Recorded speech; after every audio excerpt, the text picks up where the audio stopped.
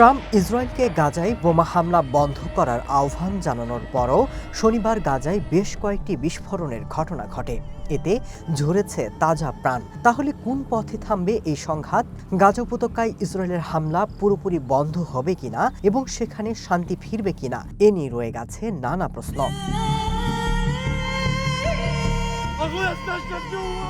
ইসরায়েলের হামলায় ধ্বংসস্তূপে পরিণত গাজায় শান্তি ফেরাতে প্রেসিডেন্ট ডোনাল্ড ট্রাম্প যে ২০ দফা প্রস্তাব দেন, সময়সীমা শেষ হওয়ার আগেই তাতে রাজি হয়েছে ফিলিস্তিনি স্বাধীনতাকামী সশস্ত্র গোষ্ঠী হামাস।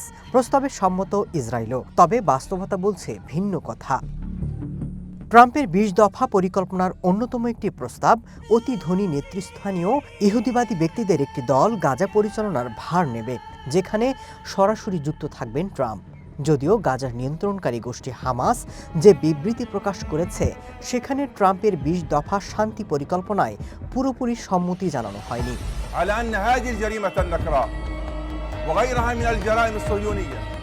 দোহায় হামাসের প্রতিনিধি ওসামা হামদান আল আরাবি টিভিকে বলেন, উপত্যকায় হামাস বিদেশি শাসন মেনে নেবে না। সেখানকার শাসনভার ফিলিস্তিনিদের দ্বারাই পরিচালিত হতে হবে, এমনকি তা অন্তর্বর্তী সময়ের জন্য হলেও।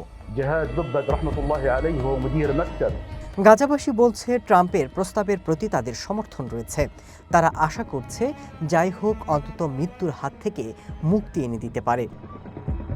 এদিকে নেতানিয়াহুর কার্যালয়ের এক বিবৃতিতে বলা হয়েছে, ইসরায়েল ডোনাল্ড ট্রাম্পের পরিকল্পনার প্রথম ধাপ বাস্তবায়নের প্রস্তুতি নিচ্ছেন। সেই সাথে বলছে, যে কোনো হুমকি মোকাবেলায় প্রস্তুত তারা।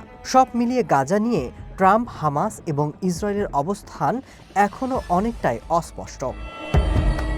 Masud Rana, one international desk.